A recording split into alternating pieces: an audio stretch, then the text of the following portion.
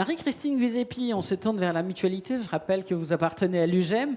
Votre engagement mutualiste vous confronte, vous, à des difficultés toutes particulières en termes d'emploi, parce que vous aussi, vous avez du développement, mais vous avez le problème des professions médicales, les recrutements de médecins, les recrutements de professions médicales, qui, pour beaucoup, culturellement, ne connaissent pas l'ESS et la mutualité. C'est quoi le contexte et les enjeux pour vous ?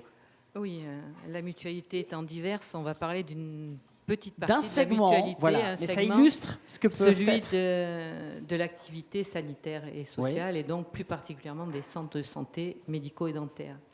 Et nous sommes effectivement confrontés à une difficulté importante, puisque nous recrutons constamment des professionnels de santé. Là, je parle plus particulièrement médecins et chirurgiens dentistes.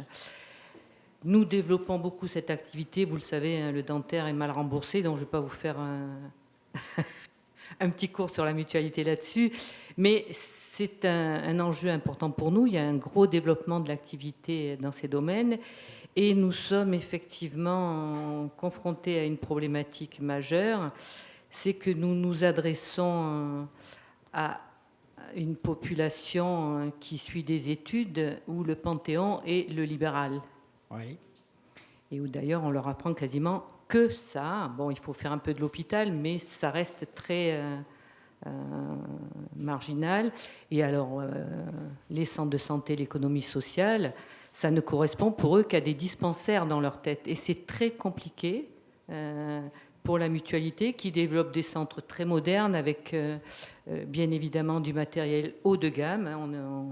On essaie de répondre à la demande et aux besoins de nos adhérents, mais vraiment en offrant des plateaux techniques de qualité. Malgré ça, alors je prends toute la petite structure du Gard, puisque je suis secrétaire générale d'une structure qui a 130 salariés, mais où il y a 4 centres dentaires. Oui.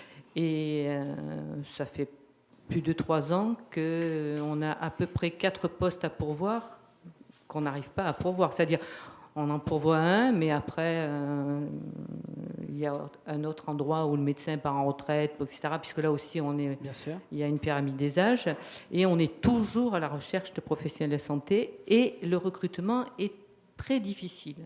D'abord, l'entrée dans les... Alors, on essaie bien de faire les congrès, d'aller dans tous les endroits où les médecins... La culturation, je pense à Hugues Vidor, c'est pas encore gagné partout. Il y a encore du chemin. Entrer dans les universités dentaires et médicales, croyez-moi, pour la mutualité, c'est quasi un parcours du combattant. C'est très difficile et parfois même, dans certains endroits, on nous pousse dehors. Hein, parce qu'on offre une conception de la médecine qui aujourd'hui ne fait pas partie de leur cursus universitaire, ils n'en entendent pas parler.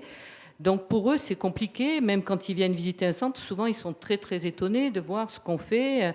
Mais il faut, et là je pense que les pouvoirs publics devraient travailler cette question, parce que le développement de la médecine en groupe est une demande de la jeune génération. On le voit bien. Hein, dans la pratique quotidienne, c'est-à-dire qu'il y a des choses à vendre, il y a des choses à faire connaître. En fait, on voit qu'on essaie de construire des maisons médicales, alors que les centres de santé sont des maisons médicales, et qu'en plus, ils ne font pas de dépassement de tarifs.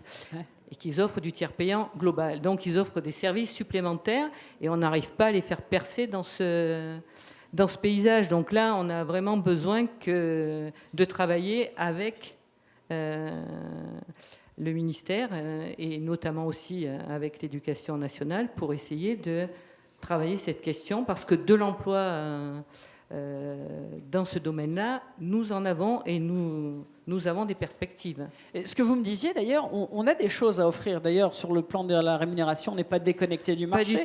Pas du tout. On les décharge de tout l'administratif, ce qui est peut-être tout à fait une attente, disiez-vous, en particulier chez les jeunes qui aspirent à la pratique de leur métier. Le fait d'assister sur l'accueil, tout est fourni. Et puis, il faut d'avoir un fonctionnement de salarié, c'est-à-dire les congés. J'ai un congé maternité. Je ne ferme pas mon cabinet. Oui, non. Une bonne couverture de prévoyance. Donc, il y a un enjeu culturel. Oui, c'est un enjeu culturel et très difficile à dépasser. C'est une question qui est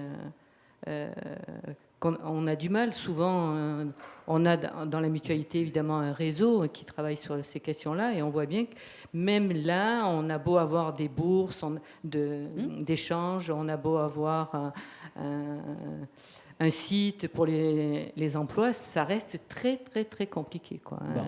Le recrutement, presque avec ma présidente qui est dans la salle, on boirait le champagne chaque fois qu'on arrive à recruter un dentiste. Alors, il faut se dire, et la bonne nouvelle, il y a quand même eu beaucoup de barrières qui sont tombées pour le SS. Il y a une barrière qui est tombée il n'y a pas longtemps et qui est maître de stage. Peut-être, c'est ça qui peut être pour nous une ouverture, c'est qu'avec la réforme des centres médicaux, nous allons pouvoir devenir maître de stage, c'est-à-dire recevoir des internes. Oui. Ce qui nous permettrait évidemment, après la 5e année, donc de faire connaître à des futurs professionnels de santé ce qu'est l'exercice en milieu mutualiste. Donc là, ou il y a en une milieu, piste, parce que les centres de santé, bon, la mutualité, on en a beaucoup, mais il y en a aussi en mode associatif et voire même municipal. Bon, qui reste dans la sphère de l'ESS, le mode associatif. Oui, tout à fait. Donc l'ensemble nous intéresse et là, il y a une perspective.